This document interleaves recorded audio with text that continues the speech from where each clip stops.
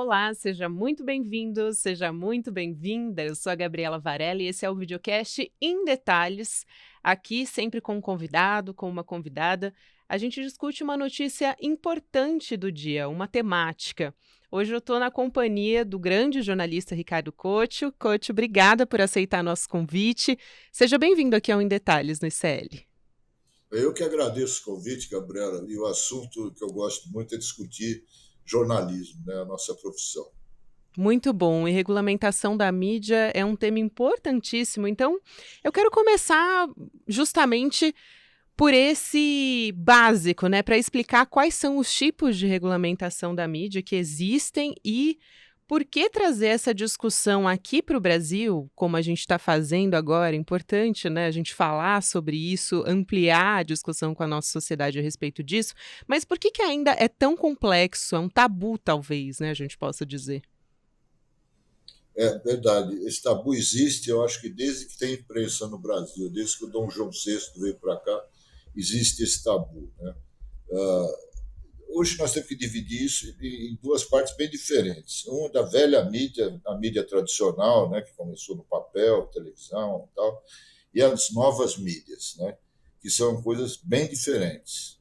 Nós nunca conseguimos ter uma regulamentação na velha mídia. E está muito mais difícil ainda conseguir para a nova mídia, para as redes sociais.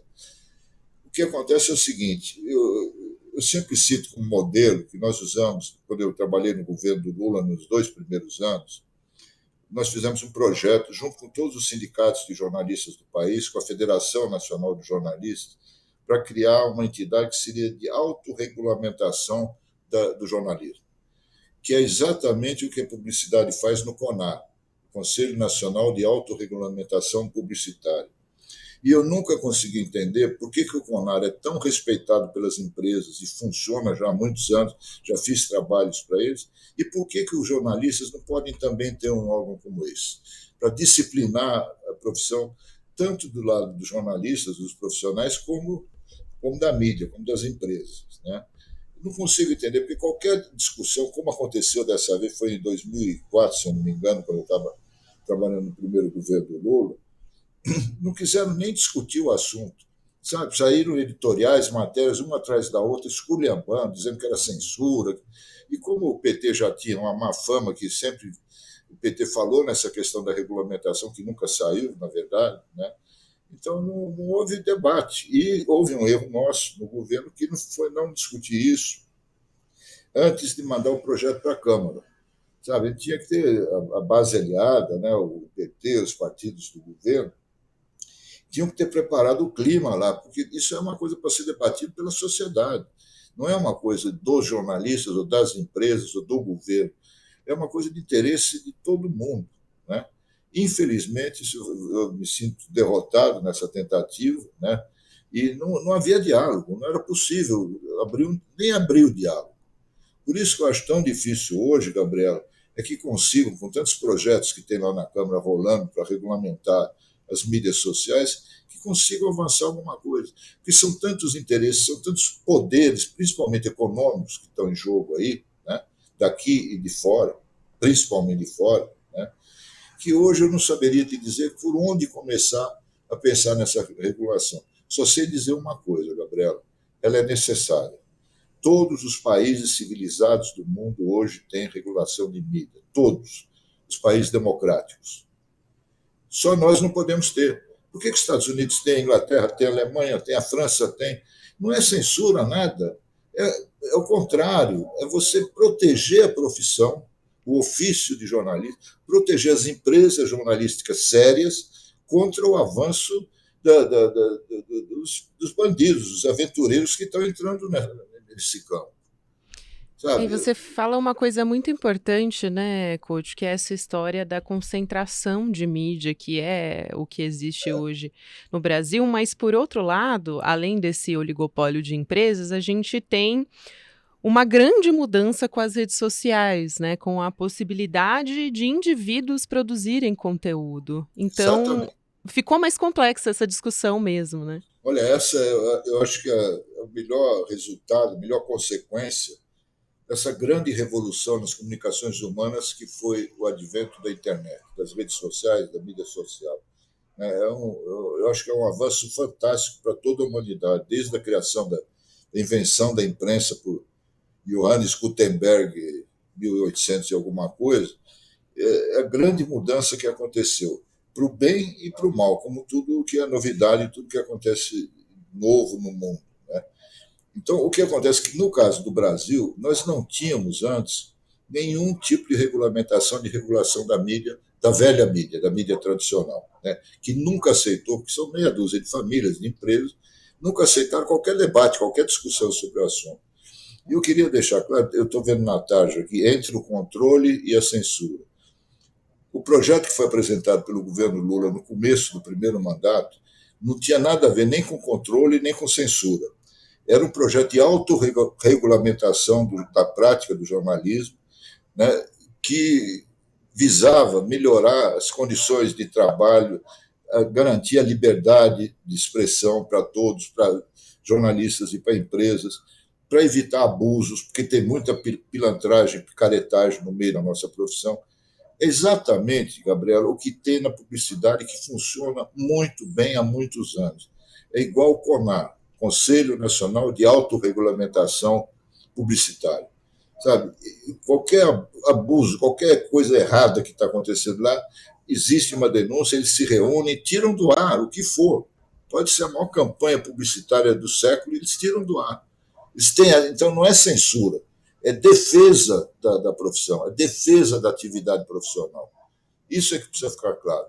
E nós estamos no zero. Quer dizer, não regulamos a velha mídia e não temos a menor chance de regular a nova. Esse é o ponto que nós estamos nesse momento. É exatamente o contrário, né? E aí eu ia perguntar justamente quem você acha, coach, que deveria fazer esse controle. Se seria criar um grupo independente, acho que o CONAR, como você disse, né? O senhor disse, vai nesse sentido, porque muita gente é contra o Estado fazer esse controle, né? Não, E mas como não que. tem que ser, não pode ser o Uhum. Estado. Não pode ser o Estado. Conselho Federal é mais ou menos como o Conselho Federal de Medicina. Não tem nada a ver com o Estado. Conselho Federal de Engenharia, de Economia, de tudo tem, só não tem de jornalismo. Por que não pode ter? Até para as pessoas poderem acreditar na lisura desse processo, né? Claro, claro. E ter um órgão para você denunciar o que você acha que está errado. Exatamente. E aí, coach, o presidente Lula abriu essa discussão de novo durante a campanha eleitoral e muitos analistas políticos, né, dizendo, ai, olha, que arriscado trazer essa discussão agora, durante a campanha. Mas é um tema bastante caro para o partido, como você mesmo disse, principalmente depois do que aconteceu com a presidente Dilma, né, no impeachment. E aí, quando o candidato, o presidente Lula foi acusado de censura, quando trouxe novamente essa discussão sobre a regulamentação da mídia, justamente porque há muita desinformação quando a gente traz essa discussão. Então, adversário político, até por grandes meios de comunicação também, apontando Exatamente. censura.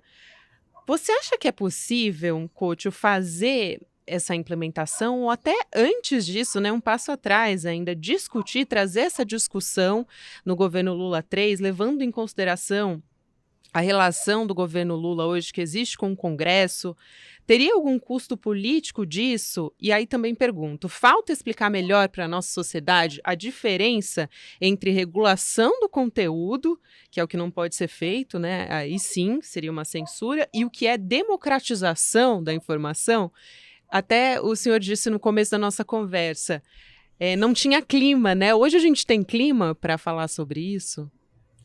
Olha, não tem. Porque é só você falar nesse assunto, já vem uma bateria de críticas, de censura.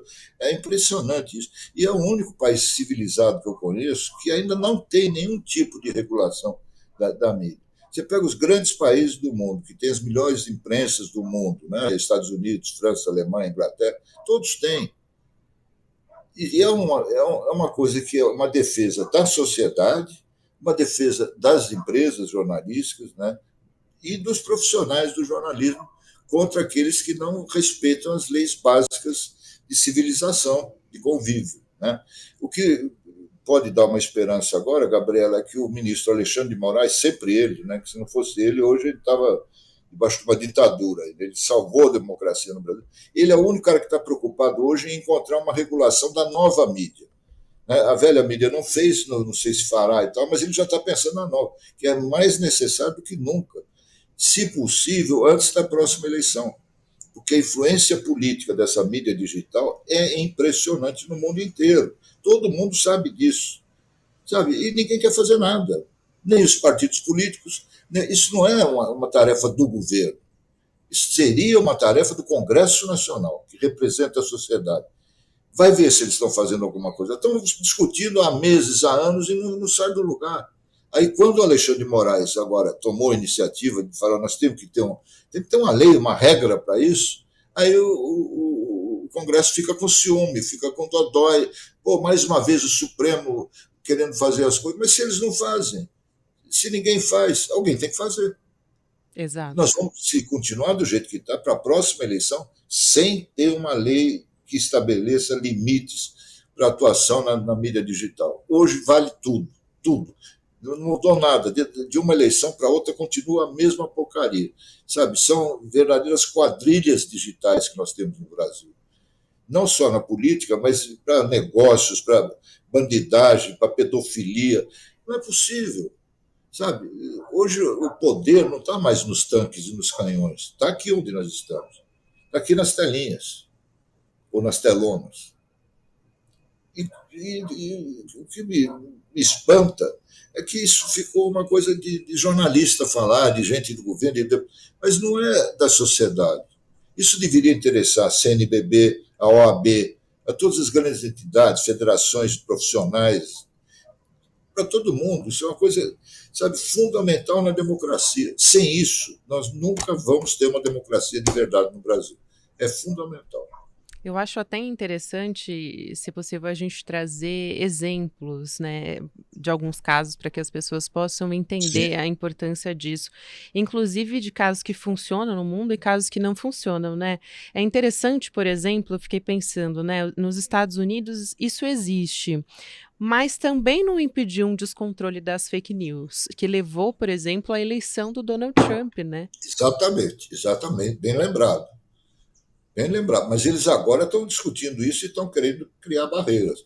Eles tiveram a lição da eleição de 2020. Né? Então, agora, para a próxima eleição, certamente vai ter um controle maior.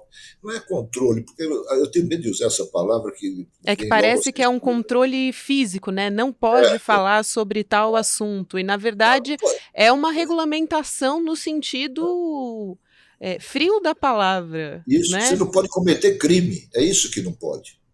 Isso, Que já tem no Código exatamente. Penal. E quais são os exemplos que a gente poderia trazer de, por exemplo, o quanto ser dono, eu acho que trazer isso talvez para uma cidade pequena fica talvez um pouco mais didático, né? De como o dono de uma rádio local é também dono de uma grande empresa, e aí você não pode, por exemplo, falar mal dessa empresa, porque é o dono, também é dono dos meios de comunicação, então trazer isso para a nossa realidade, talvez. Não Isso, sei como é que a gente poderia fazer, assim, te pergunto como isso que a aí gente poderia. é o que mais tem no Brasil, né? O poder econômico atuando sobre a mídia, pequena, grande, média, no interior, nas capitais, isso é desde sempre assim, né? Agora, eu acho que nós não precisamos buscar exemplos lá fora. Claro, é bom discutir modelos, né? Nós temos o Conar, que eu repito, insisto nesse ponto, eu trabalhei lá, eu sei o que é. As pessoas deviam se debruçar sobre essa experiência fantástica. A nossa publicidade é uma das melhores do mundo. E isso se deve muito ao Conar. E nunca o Conar foi acusado de censura. Mas ele tirou do ar um monte de porcaria que não podia ir para o ar. Sabe? Protegeu o negócio. Né? E como é que ele é formado? Você vê como é simples. Tem representantes dos publicitários, representantes das agências de publicidade e dos anunciantes, que são as três pontas do negócio. Então, quando há um problema, qualquer cidadão pode se queixar lá no CONAR e eles vão se reunir e vão decidir o que eles vão fazer. É isso, não é inventar a roda. Sabe, é ter representantes dos principais interessados na história, né? e que fazem uma fiscalização, acho que é a palavra que seria melhor, sabe? É fiscalizar o exercício Perfeito. da atividade. Tem uma outra questão, é de que uma coisa é a imprensa e a outra são as redes sociais. De qualquer forma, as pessoas também, muitas vezes, hoje, se informam pelas redes sociais, né? No É caso verdade. aqui de falar da regulamentação das redes sociais. E aí, em tempos de fake news, a gente entrou nesse assunto, quanto que as empresas que são controladas por bilionários, por exemplo, o Elon Musk, que é dono do antigo Twitter, né, que hoje é o X, devem se responsabilizar pelo conteúdo e impedir a disseminação das notícias falsas, já que uma parte da população, como eu disse, se informa só pelas redes. Por outro lado, é um conteúdo imenso, né? Tem pessoas que estão ali e que são contratadas só para fazer isso, né? Pegar mensagem por mensagem de fake news ou de conteúdo sensível, olhar aquilo e aí poder excluir da rede social. É um trabalho de formiguinha e que demora também para ser feito, né? E tem um custo, né? Exato. Agora, isso está sendo discutido nesse momento, Gabriela, no mundo inteiro, em todos os países importantes do planeta, da China aos Estados Unidos, que tem eleição o ano que vem, nos Estados Unidos, para ter uma regra do jogo, sabe? Não pode repetir o que o Donald Trump fez na última eleição de 2020, já foi um negócio, sabe, que foi contra a democracia americana e que acabou desaguando no Capitólio, né, na tentativa de invasão do Capitólio. Como aqui, foi a mesma coisa. Né? O presidente foi eleito graças a essa máquina de mentiras, de fake news e tal, perdeu a reeleição, assim como o Trump também perdeu a reeleição, e aí resolveu dar um golpe que fracassou, graças a Deus, no dia 8 de janeiro. As duas histórias se repetem, Brasil e Estados Unidos. Né? E lá eles estão batalhando para ter uma regulamentação, nós temos que fazer o mesmo aqui.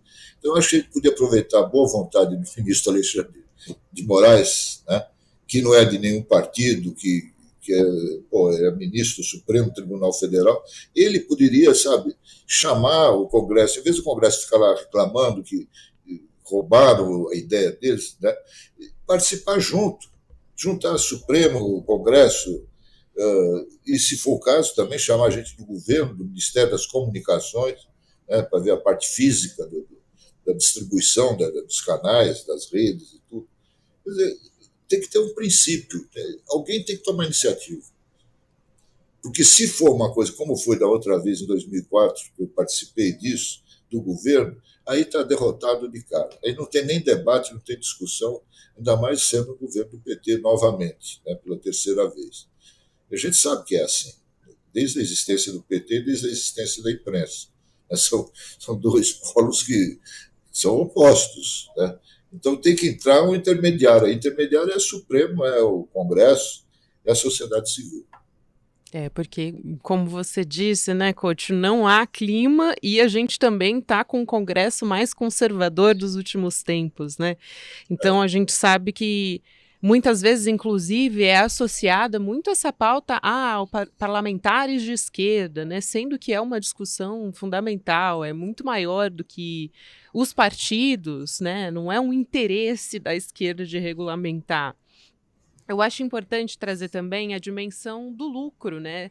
Do lobby das grandes empresas, que obviamente não estão interessadas em instrumentos que ameacem os seus lucros, né? Então, atacam muitas vezes a regulamentação por conta disso também, né, coach?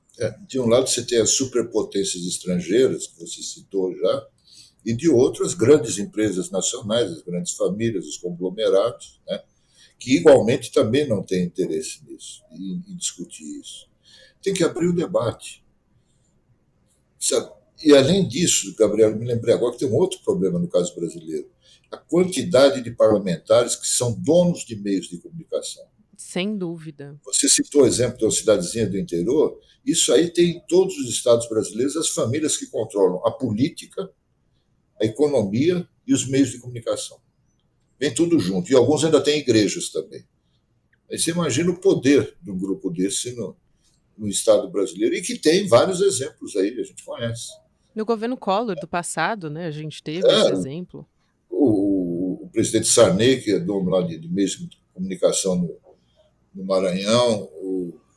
Tem vários exemplos no Brasil inteiro. O Tasso Gereissati no Ceará, e assim cada estado tem um líder político que é um grande líder político, é um grande empresário e é também dono de meios de comunicação. O Porque que não qual a é. garantia, né, coach, que você tem de que um político, um parlamentar, enfim, uma figura poderosa é dona desse veículo de comunicação e os repórteres, os jornalistas têm independência para poder fazer um jornalismo, né? Para Pois poder. não tem. Né? E Exato. um dos objetivos, né, do CONAR, do jornalismo, como eu apelidei, né, é você ter uma proteção para a atividade de jornalista também, que você não tem hoje. Sabe? Você não tem para quem reclamar. Vai reclamar para o bispo. O bispo, aliás, também é dono de uma rede de televisão, tem jornais, Bem lembrado. não tem para onde correr. Né? Exato. E aí, também pergunto a respeito dos pequenos veículos ou veículos regionais, por exemplo. Seria importante dar incentivo a esses veículos para rivalizar com esses grandes meios de comunicação, grandes oligopólios? Sim, eu acho que sim, Gabriela, e nós já temos um exemplo do que eu vi, participei do primeiro governo do Lula, que acontecia no caso do livro didático. Havia uma altíssima concentração de editoras, grandes potências, que dominavam esse mercado de livro didático, que é bilionário. Né? Uma das grandes indústrias do país é o livro didático. Eram meia dúzia, como é meia dúzia agora de grandes empresas de comunicação. O que o governo fez? Pulverizou em dezenas, centenas de editoras pequenas e médias, e aí houve uma reação grande das grandes editoras, que são ligadas também às emissoras de televisão, aos jornais e tudo. Houve uma crítica grande ao governo, mas isso acabou vencendo, e hoje nós temos assim, que é muito bom, né, diversificação enorme de editoras de livros didáticos, até chegar ao ponto agora no governo de São Paulo, olha só que absurdo, eles queriam acabar com os livros didáticos e substituir por como é que fala, sei lá, celulares, tablets e tal, de uma qualidade ridícula. Você deve ter visto essa semana, todo mundo Sim, viu, sim, sim. né? Sabe que o Dom Pedro II estava tomando Notícias sol na praia, falsas, né? na capital de São Paulo, né, e assinou a Lei Áurea. Quer dizer, como é que você pode criar uma civilização sem livros? Sabe? E claro que sempre atinge a população mais pobre, né, coach? Porque a gente está Claro, falando claro, de livros claro. didáticos das escolas públicas. Isso é muito grave, né? Olha como é. A gente começou falando uma coisa para ver se tem jeito É de que uma coisa arrumar. está conectada, né, com a outra. E a gente vai olhando a realidade, é terrível. Porque para você criar qualquer coisa democrática no país, você tem que ter boa vontade das pessoas. Quando pega esse secretário de Educação, por exemplo, de São Paulo, você acha que tem algum tipo de diálogo? Porque, além de tudo, ele é empresário desse ramo. Ele vende os equipamentos. Aí fica muito difícil. Fica Agora, muito imagina se ele difícil. tem um jornal, qual é a liberdade que o repórter do jornal dele vai ter de falar sobre isso? Esse é o problema. Então, e É tudo justamente essa última questão, talvez, que eu tenha para você, coach, é qual é a importância da regulamentação, especialmente para jornalistas independentes, para a mídia independente?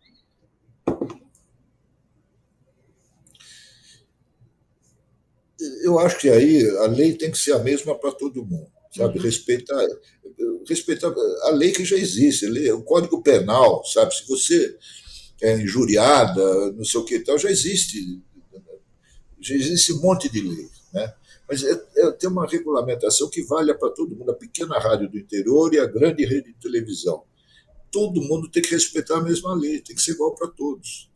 E, ao mesmo tempo, deve ter uma oportunidade igual para todos na distribuição das verbas publicitárias oficiais. Sabe, sei lá, 30%, 40%, 50%, não sei quanto, para uma mídia e para outra mídia. Porque, como eu falei no começo da nossa conversa aqui, são dois mundos. Né? A velha e tradicional mídia que nós temos, familiar e tal, e as novas mídias da revolução digital. Mas o respeito à lei tem que valer para todos. Isso é de interesse das grandes empresas nacionais, mas também é das grandes multinacionais, porque eles estão sendo apertados em outros países. Eles vão ter que ceder. Já estão cedendo. Na China já cederam. Eles podem muito, mas não podem tudo. E eu acho que é nessa brecha que a gente precisa atuar. E arrumar aliados. Né? Eu estou lançando um aqui. Nem falei com ele, não sei o que ele pensa disso, mas esse é um cara respeitado, porra. Ele pode liderar esse movimento pela democratização e organização da mídia, vamos dizer assim, sabe, de fazer do nosso meio, da nossa atividade, uma coisa decente. Importantíssimo. Pode falar, Couto. Não, que é o objetivo que interessa a nós, profissionais, mas é de alto interesse da sociedade brasileira, de todos os setores da sociedade. Você hoje não vive mais sem comunicação, informação correta, limpa, verdadeira, sabe? Para qualquer coisa que você vai decidir da tua vida.